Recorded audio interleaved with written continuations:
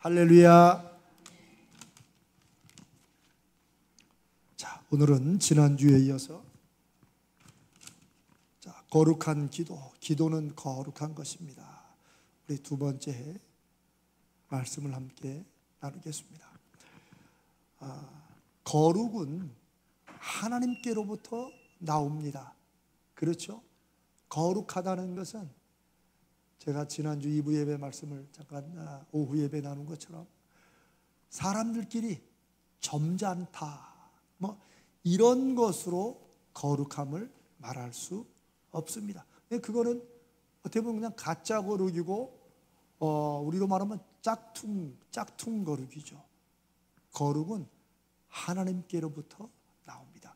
거룩의 의미는 사람이 그 거룩한 모습, 거룩한 존재, 거룩한 역사를 봤을 때 마음속에 존경하는 두려움, 그 경외라는 말이 그거죠.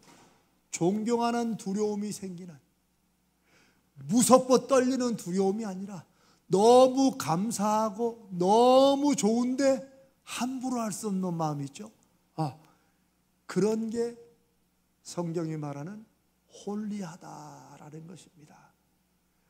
요즘에 여러분 소위 K-팝, K-문화 때 K자 안 붙으면 K-김밥 별별 게 다 있죠. 이들을 아이돌이라고 부르는 이유를 아십니까? 아이돌이 뭡니까? 영어로 우상입니다. 그냥 우상 숭배하고 절을 하고 이런 의미가 아니고 사람들이 떠받드는 거. 사람들이 아이돌들이 나와서 화려하고 멋지게 춤을 추고 속된 말로 아주 그냥 쭉쭉 빠지고 남자래저라 참 이쁘고 잘생기고 아주 그 칼각으로 칼 같은 군무를 하고 이럴 때 사람들이 자기에게 없는, 자기가 할 수 없는 그런 모습을 보면서 가짜 거룩함에 빠지는 거예요. 목사님 그런 게 거룩입니까? 그런데 이 거룩하다고 하는 의미는 우리 마음속에 그게 함부로 못하고 조심스러운데 기쁘고 놀라운 것, 이게 거룩입니다. 그래서 제가 짝퉁 거룩이라고 하는 게 이 세상은 짝퉁 거룩으로 점점점 가득 찹니다. 예전에는 큰 느티나무만 있어도 이렇게 오래된 나무가 있는 거 보니까 이게 이 안에 뭐가 있는 거다. 그래서 빨간 줄 파란 줄 둘러놓고 함부로 가지 못하고 이런 거예요. 그런데 이 세상 모든 만물은 하나님이 지으신 피조물이다. 너희를 위하여 우상을 만들지 말라. 그 말은 그 중심에 뭐가 있어요? 너희는 모든 하나님이 지으신 피조물 위에서 그 피조물을 하나님의 뜻과 하나님의 말씀으로 그들을 살피고 다스리고 주관하고 이렇게 해야 될 존재라는 거죠. 우상을 만들지 말라고 하는 것은 하나님이 우상과 무슨 이렇게 시기심을 하고 질투하고 그렇게 말하면 우리는 하나님을 어떻게 보면 좀 무시하는 거예요. 우상을 섬기는 사람들을 보면서 우리가 스스로 가슴을 쳐야 돼요. 왜? 하나님 외에는 만물의 위에 하나님 대신으로 다스리게 만드신 그런 사람들이 하나님 외에는 머리를 조아리거나 그걸 보고 놀라는 거룩한 경외심을 가지거나 이럴 수 있는 존재가 있습니까? 없습니까? 없습니다. 없어야 됩니다. 우리가 세상에서 속아도, 세상이 사람들이 다 그렇게 가더라도 우리가 주의 말씀을 믿고 하나님의 자녀라고 그러면 그런 것들에서 깨어나야 되는 거예요. 자, 거룩함은 하나님께로부터 나온다. 우리가 지난주일날 나눈 말씀이 뭐예요? 하나님이 함께 하시는 게 거룩합니다. 여호와께 성결, 나는 하나님 앞에 살아간다. 왜? 그 하나님의 거룩하심 앞에 내가 서기니까 나도 내 생각, 내 동작 하나, 내 몸짓 하나도 하나님 앞에 사니까 가장 조심스럽고 가장 존중하는 마음으로 이렇게 하는 건데, 이제 하나님이 역사하시고 하나님의 날이 이루었을 때 결국 하나님이 이루시는 건 뭐예요? 그날에는 말방울에까지 여호와께 성결이 기록될 것이다. 우리가 그날을 향해 나아가지만 우리가 다 지금 그렇게 막 거룩한 존재, 우리가 거룩한 존재가 되는 게 아니라 우리 안에 누가 계셔서? 하나님이 계셔서, 주님의 거룩한 영이 계셔서 우리가 거룩한 존재로 닮아가는 거예요. 자, 하나님에게서 나오는 거룩함이 우리로 하여금 기도를 하나님이 약속해 주시고, 우리가 기도할 때 우리가 혼자 기도합니까? 누구와 같이 기도합니까? 누구와 같이 기도할까요? 맞습니다. 하나님과 주의 영과 같이 기도합니다. 그렇게 해야 됩니다. 성경이 기도는 성도들에게 성령 안에서 하라고, 우리가 말씀을 나누겠지만 성령 안에서 하라고, 이거를 순복음이나 옛날 다른 사람들은 막 벌벌 떨면서 뭔가를 이상한 몸짓을 해야지만 되는 것은 그렇지 않습니다. 그건 성령을 모독하는 것입니다. 점잖하게 기도하든지 조용히 기도하든지 큰 소리로 방언으로 기도하든지 우리의 방식은 상관없어요. 하나님이 보시는 것은 뭘 봐요? 우리의 중심을 보신다. 방언하는 사람도, 큰 소리로 통성으로 기도하는 사람도, 조용하게 내가 간구함으로 아뢰을 것을 하나님 앞에 읊조리는 사람도, 다 우리의 중심이 누구를 향하여? 하나님을 향하여. 이걸 여러분들이 꼭 잊지 말아야 됩니다. 물론 이제 우리가 이 금요일날은 막 열심히 통성으로 기도하고 또 조용히도 기도하지만, 그러나 다른 분들이 혹시 내가 큰 소리로 기도할 때 방해가 될까봐 새벽이나 이런 시간은 조금 소리를 낮춰주고 절제하는 게, 그게 다른 사람을 위한 사랑의 배려예요. 그러나 이 금요일날 우리가 기도하자고 모였으니까 이제는 조금 조용히 기도해야 잘 되는 분들이 조금 마음의 배려를 해야 돼요. 아시겠죠? 이거는 기도의 방식을 말하는 게 아닙니다. 우리 안에 계신, 우리와 함께 기도하시는 성령 안에서 각자 자유롭게 주신 은사와 성향을 따라 익숙한 대로 중심을 하나님께 맞추고 우리의 아뢰을 것을 하나님 앞에 청하는 것, 이게 기도가 거룩한, 왜? 하나님이 우리 안에 계시고 성령이 우리 안에 계셔서 우리와 함께 기도하기 때문에 예수 믿는 사람들의 기도는 거룩한 줄로 믿습니다. 꼭 잊지 마세요. 잊지 마세요. 여러분이 아무리 지쳐서 기도할 수 없는 때라 할지라도 주의 이름을 부르는 순간 우리 안에 함께 하신 성령께서 우리 내면의 소리를 들으시고 우리의 신음소리에도 하나님을 향하여 기도가 되도록 이끌어 주신다. 그래, 그 찬양을 쓴 분은 아주 가사를 잘 쓴 거예요. 너의 작은 신음에도 응답하신다. 우리가 누구기 때문에? 하나님의 사람들이기 때문에. 여러분, 신음한다고 하나님이 다 응답하면 병원서 그냥 예수 안 믿고 이런 사람이 끙끙거리면 다 기도겠네요? 그건 아니지요. 그렇죠. 우리의 기도가 거룩한 것은 우리와 함께 하시는 성령께서 우리와 함께 기도해 주시고, 때로는 우리가 기도할 수 없는 지경에서 신음소리 내고 한숨만 푹푹 쉬어도 주님을 바라보면 우리의 그 모든 것을 기도로, 하나님 향한 간절한 간청으로 들으시는 줄로 믿습니다. 오늘은 그 거룩한 기도의 하나를 성경은 깨어 기도하라라고 말씀하십니다. 먼저 우리가 성경 구절은 뒤에서 하나씩 살펴보겠습니다.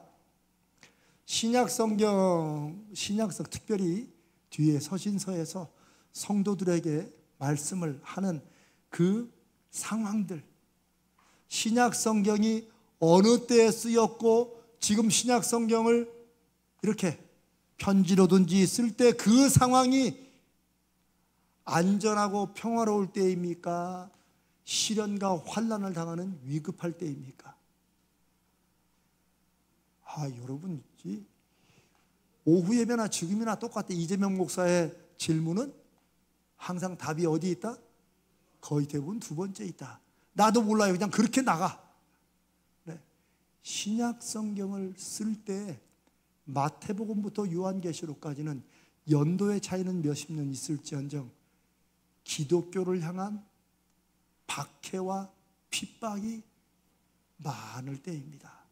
어떨 때는 조금 약해지기도 하고 어느 지역에서는 조금 약하기도 하지만 전체가 다 로마의 지배 아래 있었기 때문에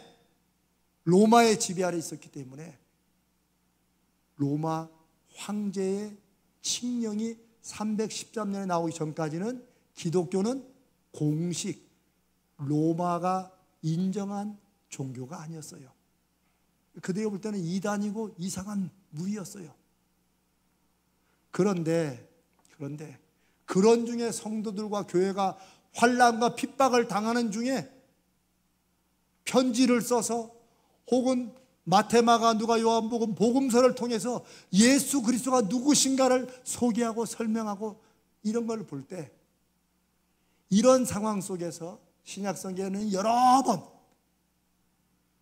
깨어 있으라, 깨어서 기도하라 라는 말씀이 많습니다. 깨어 있으라가 많아요.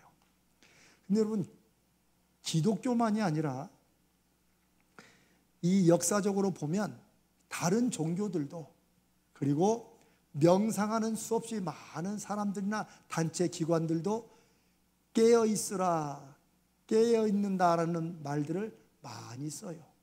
명상이나 이런 데 요가하는 분들 운동이지만 또 그 안에 사실 힌두교의 영성이 들어가 있는 거예요. 저는 요가를 하지 말라는 게 아니에요. 그걸 여러분이 잘 또 분별해야 돼요. 그들이 강조하는 것 중에 가장 중요한 게 뭐예요? 호흡. 여러분, 호흡은 중요합니다. 우리 중에 아무도 내가 지금 숨을 쉬고 있거나 느끼면서 숨을 쉬지 못하는데 명상이나 요가나 이 모든 기독교 명상도 마찬가지예요. 기독교 묵상도 마찬가지예요. 우리의 몸과 우리의 영이 하나로 아주 밀접하게 연결되어 있다는 것을 우리가 경험하고 느끼는데 가장 쉬운 것 중에 하나는 호흡을 하는 거예요. 저도 요즘에 호흡하는 것을 다시 해봐요. 호흡하는 것은 복식호흡이나 이런 걸 떠나서 내가 숨을 쉬고 있다는 것을 내가 아는 거, 의식하는 거, 거기서부터 시작돼요. 나중에 기회가 되면 우리가 또 오후 예배 때 그걸 한번 나누겠어요. 그런데 이들 명상하는 단체들이나 기관들이나 소위 말하는 이 영성가들도 깨어있는 것에 대한 가르침이 많습니다. 그런데 깨어있는 것이 대체 무엇이고 왜 성경은 성도들에게 그 환난과 핍박이 많은 상황 속에서 깨어있으라고 말을 해야 되느냐? 자, 깨어있다는 말이 무슨 말이겠어요? 소위 영성이나 명상을 하는 분들은 의식에 깨어있는 것, 이것만을 강조합니다. 그런데 성경에서 깨어있으라는 더 포괄적이 더 넓어. 그러면서도 핵심을 말하고 있어요. 아주 쉽게 말하면 깨어있으라라고 말할 때는 깨어있는 것의 반대는 뭐예요? 우리 일상에서 잠자는 거지. 조는 거는 반쯤 깨는 거예요. 그건 빼고. 깨어있으라의 반대는 뭐예요? 잠자고 있는 거예요. 자, 베드로전서 5장 8절 아주 대표적인 구절입니다. 같이 한번 읽습니다. 근신하라, 깨어라, 너희 대적 마귀가 우는 사자같이 두루 다니며 삼킬 자를 찾나니. 사자 이런 말하면 좀 촌스럽습니까? 아니에요. 우는 사자는 왜 울어요? 사자가 먹이를 찾아 굶주리기 때문에 오는 거예요. 그러니까 우리는 사실 사자가 굶주린 것을 한 번도 우리 인생에서 경험해 본 적이 없기 때문에 그렇지만 저 때에는 보세요, 여러분. 사자를 로마 제국이 크리스찬을 고문하고 죽일 때 제일 많이 쓴 동물이 사자예요. 여러분도 영화나 이런 데서 많이 봤죠? 경기장에다 놔주고 굶주린 사자를 억지로 굶겨가지고 풀어놓는 거예요. 그러니까 우는 사자같이 이렇게 말할 때 저 아프리카 초원을 말하는 게 아니에요. 베드로 사도도 순교당하기 직전에 베드로후서를 썼지만 베드로전서, 베드로후서 여기에 우는 사자같이 그 말은 베드로 눈에도 수없이 많은 믿음의 성도들이 사자들에게 경기장 안에서 찢겨 죽는 모습을, 먹이로 죽는 모습을 봤다는 거죠. 안다는 거죠. 지금 동물원의 사자를 생각하면 안 돼요. 아프리카 초원의 사자를 생각하면 안 돼요. 우리가 지금 어디에 있다? 경기장 안에 있다. 어떤 경기장? 사람들이 구경하고 우리는 예수 믿는 것 때문에 거기에 배교 안 하면 사자밥으로 던져진다고. 그러나 믿음과 말씀을 지키고 있는 우리는 경기장 안에 지금 우리를 순교시키려 죽이려고 하는 경기장 안에 있다는 거예요. 이런 마음으로 사도 베드로를 뭐라고 그래요? 근신하라. 이 근신은 사실 우리 학교에서 벌 줄 때 근신이 있죠. 정학, 근신. 그런 걸로 생각하면 안 되고, 같은 단어 비슷한 쓰지만 근신하다는 말은 얼럿, 뭐냐면 이렇게 딱 정신을 차리는 거예요. 정신을 차리고 눈을 좀 부릅뜨고 이런 말입니다. 그러니까 요 같은 말이에요. 근신하라, 깨어라. 우리 보통 근신하면 점잖게 까불지 말고 요렇게 하라는 게 근신. 그 다음에 정학 이런 건데 그런 뜻이 아닙니다. 저기 근신하라는 건 정신 차리라는 거예요. 지금 깨어라. 그런데 그 상황이 뭐예요? 지금 경기장 안에서 사자가 어느 때 어디로 달릴지 모르니까 조심하라는 거예요. 잠자는 것의 반대를 깨어라라고 했는데, 잠자는 것이 무엇인가? 잠잘 때 어떤 일이 일어나고 잠잘 때 우리가 꼼짝없이 못하는 게 뭔가를 생각해 보면 그 반대로 깨어있으라는 말이 어떻게 하라는 말인지 이해가 쉽습니다. 왜냐하면 깨어있으라는 말을 잘못하면 명상가들이 말하는 의식에 깨어있는 거, 의식과 무의식인데 뭐 이렇게만 나가기 때문에. 자, 잠잘 때 우리에게 어떤 일이 일어나요? 우리가 할 수 없는 게 뭐예요? 생각해 보세요. 잠잘 때. 자, 말을 알아들어요? 못 알아들어요? 어떤 분은 잠자는 분한테 뭐라고 말하면 또 대답을 또 한대요. 또 그건 잠이 푹 안 된 거겠죠. 잠 혼자인데 야, 너 이거 좀 뭐라는 게, 나 안 먹을래 뭐 이런 그런 걸 말하는 건 아니고, 잠잘 때 못 알아들어요. 그렇죠? 그러니까 말씀에 깨어라, 그 말은 무슨 말이에요? 그렇지, 말씀을 알아들어야지. 말씀을 못 알아들으면 뭐예요? 잠자고 있는 거예요. 정확합니다. 아유, 목사님 저는 공부를 많이 하고, 아닙니다. 소위 가방끈이 길어야 알고 깨닫는 말씀이 아닙니다. 우리 안에 계신 성령께서 그 말씀을 우리가 가르쳐 주시기 때문이에요. 그 말씀을 믿어야지. 자, 잠잘 때는 말을 못 알아듣는다 했어요. 그러니까 깨어라, 그 말은 뭐예요? 말씀을 알아듣는 거예요. 듣는 거야. 또 하나 뭐 있을까요? 또 잠잘 때 또 일어나는 거. 여러분, 하긴 뭐 잠을 자지만 어떻게 하는지 모르죠. 제가 예로. 자, 잠잘 때 어떤 위험이 닥치는데 압니까, 모릅니까? 자다가 업어가도 모른다. 이 말이 여러분 무서운 말입니다. 자다가 업어가도 모른다는 말은 옛날에 보쌈이라는 게 있을 때, 지금 놀부보쌈 말하는 거 아닙니다. 이 보쌈은 뭐예요? 옛날에 과부들이, 이게 참 안 좋은 거죠. 조선시대에 과부들이 시집은 가고 싶은데 차마 유교적인 것 때문에 나 시집 가고 싶다 이런 건 못하고, 그러면 그 앞에다가 뭐 이렇게 무슨 뭐 이렇게 묶어 놓은대요. 그러면 이제 그 동네에 호래비들이나 나이 이제 뭐 결혼 못한 이제 총각들이 이렇게 봐가지고 뭐 선봐서 가는 게 아니라 어떻게 하라는 거예요? 큰 자루를 가지고 밤에 자는 그냥 푹 씌워가지고 이렇게. 그래서 보쌈이라는 게 이게 이불보로 싼다는 말이에요. 그래서 요즘 보쌈김치 하는데 보쌈김치 김치를 싸는 거지만 원래 보쌈은 사람을 싸는 거예요. 참 교회 와서 참 별것도 다 배우죠.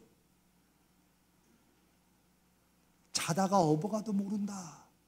그게 잠자는 거예요. 자기의 위협이나 위험을 알아요, 몰라요? 모릅니다. 그러면 깨어있는 건 뭐예요? 잠자는 게 위험을 모르고 그냥 아무 대책이 없으면 깨어있는 건 뭐예요? 나에게 다가올 위험이 뭔가를 알고 있는 거예요. 아는 거예요. 여러분 아십니까? 알기도 하고 모르기도 하고, 돈이 없거나 돈이 떨어져가지고 생기는 위험은 우리가 미리 알아. 제일 빨라.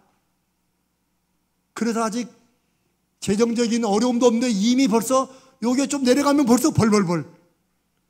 그것도 참 다가올 위험을 아는 거지만 우리 삶에 우리가 알아야 될 위험들이 훨씬 많고, 성경은 마귀의 유혹과 시험이 우리 안에 오는 것을 알아야 된다는 거예요. 성경에 자기가 유혹에 빠지는 걸 모른 채 큰 사고 친 사람들이 여럿 있지만 그 중에 하나가 다윗을 알잖아요. 그렇죠? 왜 딴 때는 전쟁도 앞장서 나가다가 하필 그날따라 사고 치려고 꼭 그러는 거야. 하필 그날따라 자기는 안 나고 장군들만 보내고, 그러면 그냥 자든가, 그렇죠? 자든가 아니면 기도를 하든가. 근데 다윗이 어디로 올라가요? 성벽 위로 올라가. 이렇게 성 망루 위로 올라가. 바람 쐬려고 그러겠지. 그것만 해야 돼. 근데 뭘 또 휘휘 둘러봐. 둘러보니까 누가 또 목욕을 하네. 어휴, 이러고 내려야 되는데 누군지 또 왜 봐? 봤으면 그냥 내려오면 돼. 이제 꿈자리는 사놨겠지만 내려오면 돼. 그런데 다윗이 점점점 유혹이 뭔지, 그게 위험이란 걸 모른 채 빠져 들어가는 모습이 적나라하게 나오는 거예요. 또 부활을 시켜서 누군가 알아보라 그래. 본격적인, 그때부터는 보고 이런 것이야 어쩌면 그렇다고 그러지만 그 다음부터는 의도적이에요. 누군지 알아봐라. 알아봤어. 우리아의 아내야. 우리아는 누구예요? 지금 자기를 위해 목숨 걸고 전쟁터에 나간 사령관이야. 그 아내야. 큰일 날 뻔했다. 이래야 되는데 데리고 와라. 여러분, 이게 처음부터 다윗이 딱 보고 데리고 와라, 이게 아니라 이게 살살 빠지는 거예요. 그래서 유혹이라는 게 무서운 거예요. 유혹이라는 걸 처음부터 알면 누구도 유혹에 빠지지 않습니다. 유혹은 그게 위험인지 모르는 채 이거 봐라 신기하네 이러면서 빠지는 거예요. 잠잘 때 또 일어나는 게 뭐예요? 아무런 방어나 대비를 못합니다. 그래도 뭐 잠자는 것에는 여러 가지 있지만 깨어라 라고 할 때는 이 내용을 생각하면 돼요. 무슨 위험이 일어난지, 이게 유혹인지 아닌지 볼 수 있는 것, 그것도 깨어 있어야 볼 수 있어요. 그리고 보기만 하는 게 아니고 뭐 하는 거예요? 대비하는 거예요. 나를 방어하고 지키는 거예요. 크게 이런 것들이 잠잘 때는 일어나지 못해요. 그래서 성경은 깨어 있으라고 말하는 거예요. 단지 우리가 명상에서 말하는 의식이 깨어 있어야 되고 이것도 필요하고 중요하지만 아주 성경은 구체적이에요. 우리 일상에서 일어나는 일들이에요. 영성은 일상과 떠난 저 산에서나 혹은 홀로 빠진 이런 명상 이런 속에서만 영성을 찾는 게 아니에요. 기독교는 산이나 저 깊은 수도원으로 내려갔다 나중에 다 내려왔어요. 왜? 거기서 찾는 하나님은 내 삶에, 그리고 세상을 살아가는 사람들에게 별로 연결되지 않고 도움되지 않는다는 걸 말씀을 보는 순간 알기 때문에 다 내려오는 거예요. 진짜 기독교 수도원이 있다면 그것은 우리들이 지금 수동원 안에 살아가는 거예요. 왜? 주일날 모여서 함께 찬양하고 기도하고 예배드리고 말씀 듣고 그 다음에 다시 또 교회를 떠나서 말씀으로 사는 것, 또 들어오고 준비하고 있는 세상 속에서 마치 콜로세움 경기장 안에서 우는 사자들이 막 준비하고 있는 이런 속에 믿음 생활을 하듯이 깨어 있어야 된다. 저 베드로 사도의 성도들을 향한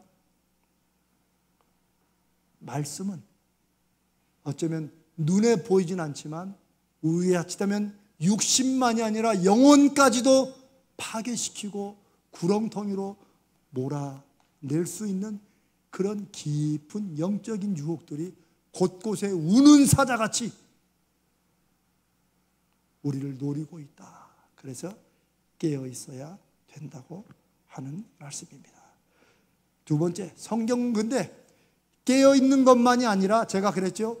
깨어 있는 것과 기도를 연결하는 것도 많아요. 깨어 있는 것과 기도하는 것.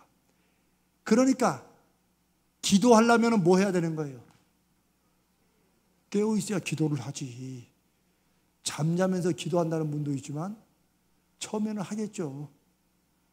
그러다가 뭔 기도 했는가도 모르지. 무슨 기도를 했는지 모르는 게 사람들은 그게 영적으로 충만해 그런다. 그렇지 않습니다. 사도 바울은 고린도 교회 그 막 성령을 받고 막 각종 은사들이 충만한 교회에 이런 얘기를 합니다. 예언하는 사람들도 뭐 하라고? 순서를 가지라 가지지 말라. 이건 대답이 앞에 있지롱. 예언하는 사람들도 순서를 가지고 해라 가지지 말고 그냥 아무나 해라. 순서를 가지고. 이거는요 소위 말하는 예언은 막 성령이 충만해가지고 뭐 이런 사람들이 그냥 하려도 생각하지만 아니에요. 사도 바울은 성령 안에서 분명히 경험했기 때문에 아는 거예요. 예언하는 사람들도 우리가 지금 내가 뭘 하는지 안다 모른다. 알고 알아야 된다는 거예요. 예언한다고 그냥 막 이렇게 해가지고 막 무슨 말인지 모르고 그거 가짜입니다. 왜냐하면 사람의 영혼과 심령 속의 정신세계는 마귀도 들랑달랑하고 속이기 때문에 이걸 잘 알아야 돼요. 그래서 사도 바울은 예언한 자도 순서를 따라하라. 이게요 일반 영성에서 아니 예언하면 막 진짜 막 완전히 홀리홀리 해가지고 막 붕 떠가지고 해야 되는데 무슨 순서를 어떻게 알아? 가짜입니다. 순서를 가지고 해라. 중요합니다. 방언하는 사람들도 내가 하는 말이 무슨 말인지 모르고 방언을 하면 소리를 작게 하라는 거예요. 왜? 그 방언이 나는 못 알아들어도 성령께서 그 방언으로 하나님 앞에 아뢰는 걸 수 있으니까. 무슨 말씀인지 알죠? 방언을 먹죠. 나 방언한다. 이거는 배려도 없거니와 성령 안에서 혼자 하는 기도가 아니라 공동체로 함께 기도할 때는 방언은 내가 정확히 무슨 뜻인가 알고 그게 함께 기도하는 성도들이 무슨 의미인지 전할 수 있으면 방언을 하다가 그런 분들이 여러분 있습니다. 여러분 이런 건 처음이죠. 이런 얘기는 가령 예를 듭니다. 이렇게 했다가 하나님께서 우리 모두에게 힘을 내라고 하십니다. 이렇게 자기가 방언으로 한마디 하고 그 다음에 또 우리말로 기도하는 분들이 있어요. 혹간이 있어요. 들어보셨어요? 그런 분들?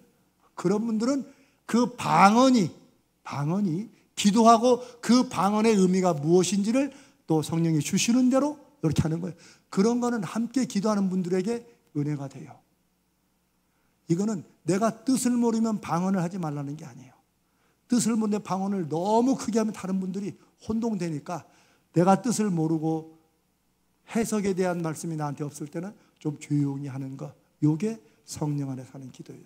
하여튼 중요한 얘기는 기도하는 것과 깨어있는 것 같이 가야 된다.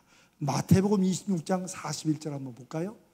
예수님께서 처음에 이거 예수님이 하신 말씀이에요. 자, 마태복음 26장 41절 읽습니다. 시작. 시험에 들지 않게 깨어 기도하라. 마음에는 원이로되 육신이 약하도다. 자, 뒷부분에는 뒷부분은 좀 나중에 할지라도 지금 겟세마네 동산에서 베드로, 야고보, 요한 세 사람만, 나머지는 밑에서 쉬라고 하고, 왜냐하면 그 사람들은 어차피 데리고 올라와야 어차피 좋을 거 아니까. 그도 3명 대표로 갔는데 졸아요, 안 졸아요? 졸아요. 잠을 이기지 못해요. 물론 예수님께서 너희가 나와 1시간도 깨어 있을 수 없냐라고 말씀했지만, 사실 예수님의 마음에는 뭐예요? 시험에 들지 않도록. 어떤 시험이에요? 어떤 유혹이 와요? 어떤 어려움이 와요?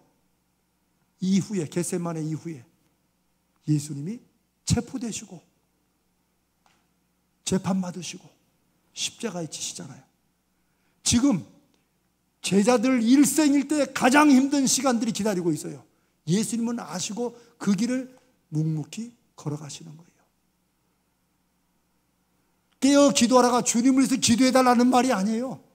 주님은 정하신 대로 내 뜻대로 하지 마시고, 저는 그걸 원하지만 내 뜻대로 마시고 아버지의 뜻대로 하시라고 그렇게 맞춰가며 주님은 이 땅에 오신 거룩한 목표를 향해 나아가요. 그런데 그걸 모르고 연약한 제자들은 뭐예요? 시험 들게 생겼다는 거지. 시험 들어요, 안 들어요? 이 사람들 다 들죠. 다 도망가잖아요. 숨어 있고.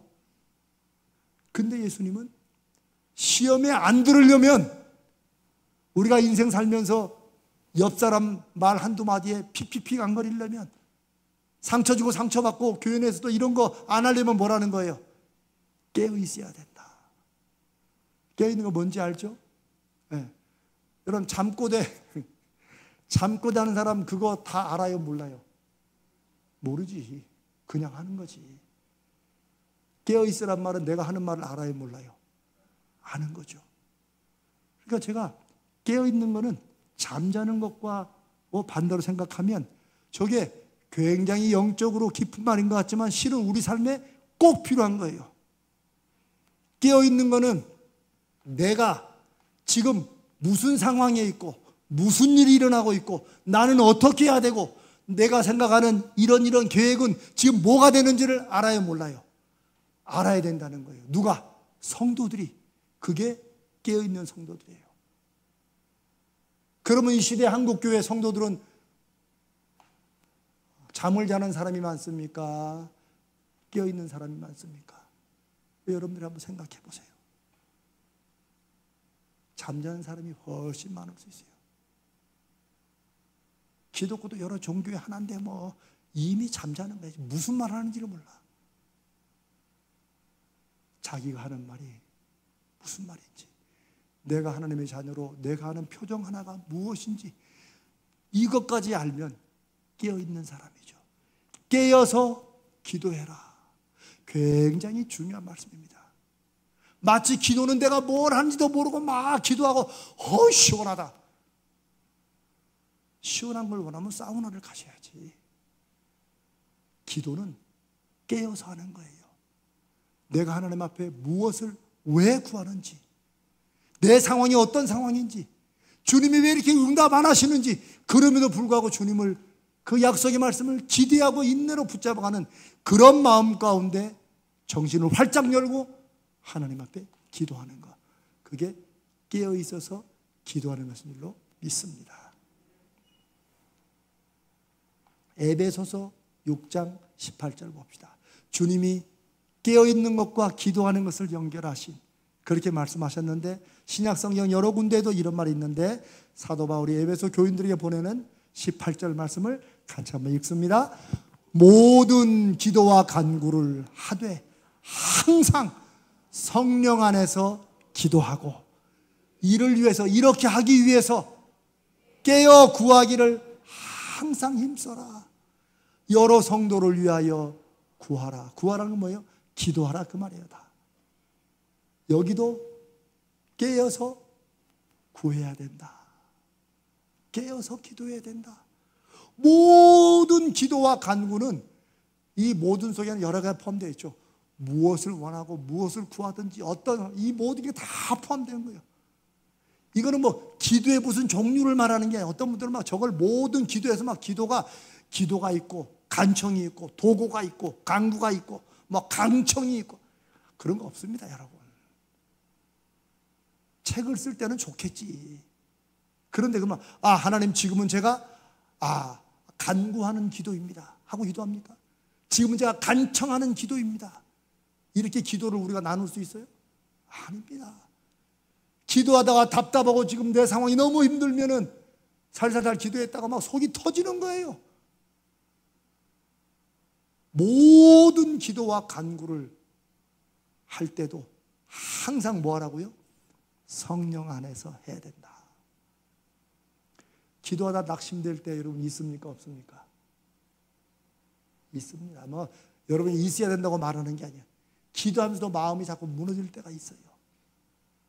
기도하는 순간에 그럴 때가 있을지라도 누구 안에서? 성령 안에서. 그러면 기도의 출발과 하는 중간에 내 마음이 정말 기도를 해도 이게 되나? 왜 이렇게 안 될까? 이런 마음이 들다가도 누구 안에 있기 때문에? 성령 안에 있기 때문에 성령께서 위로해 주시고 괜찮다, 조금만 인내해라, 이 말씀에 항상 기도하다 하지 말라고 하지 않았느냐? 성령께서 성령 안에 있을 때 성령이 말씀으로 생각나게 하시고 깨닫게 하시고, 그래 모든 기도만이 아니라 우리의 모든 삶은 성령 안에서. 아멘. 근데 이렇게 하기 위해서는 뭐예요? 깨어서 기도해야 된다. 그러니까 이게 참 특이한 말씀이에요. 성령 안에서 하는 기도와 깨어서 하는 기도, 이게 비슷합니까? 안 비슷합니까? 비슷하다는 거예요. 그래서 일반 종교나 다른 데서 말하는 깨어있다는 것과 성경이 말하는 깨어있는 것은 차이가 있는 거예요. 그런 면에서 모든 것을 포괄하는 거예요. 깨어서 기도해야 성령 안에서 기도하는 것입니다. 이 부분을 한국교회가 제일 많이 오해했어요. 성령 안에서 하는 기도는 막 자기도 모르고 소위 말하는 몰아 상태라고 하죠. 여러분 들어보셨어요? 몰아는 뭐냐면 내가 없는 거야. 그러나 성경적인 기도는 내가 있어요, 없어요? 늘 있습니다. 예언도 순서에 따라서 아이고 내가 하려다가 저분이 먼저 하는구나 기다리는데 몰아 상태에 빠져가지고 붕 뜨는 이런 기도. 사도 바울이 소위 말하는 몰아 상태에 빠져서 기도했으면 사도 바울이 자기가 기도는 했는데 나는 이게 뭔지 모르겠다 라고 말을 해야 돼요? 안 해요. 우리 말하면 세 번째 하늘, 이건 오늘날 신학자들도 해석을 다 못합니다. 왜냐하면 제가 볼 때 우리 중에 아무도 세 번째 하늘까지 들어가는 기도를 못 해봤기 때문에 그런 걸 거예요. 겸손한 학자들이 인정을 해야지. 저도 물론이고요. 그런데 사도 바울이 소위 몰아 상태, 많은 종교들이 말하는 인간적인 어떤 그런 깊은 몰아, 나는 없어지는 이런 걸 기도로 생각하면 사도 바울이 그게 셋째 하늘인지 둘째 하늘인지 알아요, 몰라요? 모르죠. 그러나 바울은 분명히 기도는 인격적인 하나님 안에서 성령 안에서 하는 거기 때문에 그냥 무슨 왜 접신했다 그러죠? 접신. 신을 접했다는 거예요. 점쟁이나 무당들이 막 하는 거, 그거 자기 있어요, 없어요? 없지. 뭘 했는가도 모른다고 하잖아요. 그게 마치 기독교의 무슨 영성인 것처럼 그 정도 기도하면 막 깊은 기도, 그거 잡신에게 하는 기도입니다. 잘못된 거예요. 성경은 한 번도 기도하면서 우리가 없어지고 방언이 아니라 방언의 삼촌을 할아버지를 해도 그 안에 늘 기도드리는 내가 있는 거예요.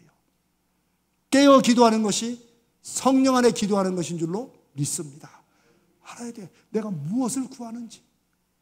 내 마음은 때로 속이 터지고 답답해도 내가 지금 무엇을 구하는지, 내 상황은 어떤지 성령 안에서 항상 기도하고, 이렇게 하기 위해서는 깨어서 기도해야 된다. 그리고 여러 성도들을 위해서도 혼자를 위해서만 하지 말고 구하라. 오늘 이 말씀을 우리가 기도가 왜 거룩한가? 이 성령 안에서 하기 때문에. 오늘 우리가 이 기도에 관한 말씀을 함께 나누며 성령 안에서 기도하고 깨어서 기도하고 깨어서 기도할 때 성령의 인도하심과 이끌리심에 내가 순종하고. 그래서 제가 그런 얘기도 많이 하죠. 기도는 내 필요를 말씀드리는 것만이 아니라 그 필요에 하나님께서 나에게 뭐라고 말씀하신지, 그것만 말씀이 귀로 실제 안 들려도 괜찮아요. 안 들리는 게 거의 대부분이에요. 느낌으로 올 때가 있어요. 말씀이 생각날 때가 있고, 어떤 분은 마음이 편안해질 때가 있고, 어떤 분은 회개의 마음이. 이 모든 것이 성령 안에서 성령이 우리를 이끄시는 방법이라고 믿고 그렇게 나가보시기 바랍니다. 그게 기도의 영성으로 조금씩 깊어지는 거예요. 제가 그 정도까지는 경험하고 있기 때문에 여러분에게 자신 있게 말씀드리는 것입니다. 사랑하는 여러분, 깨어있으면서 기도하고 기도하면서 깨어있고. 이제 깨어있는 게 무슨 말인지 아시죠? 머릿속은 잠자는 걸 생각하면 돼요. 성령 안에서 기도하고 깨어서 기도하는 그런 우리 가자제일교회 기도가 되시기를 주님의 이름으로 간절히 기도하고 축복합니다.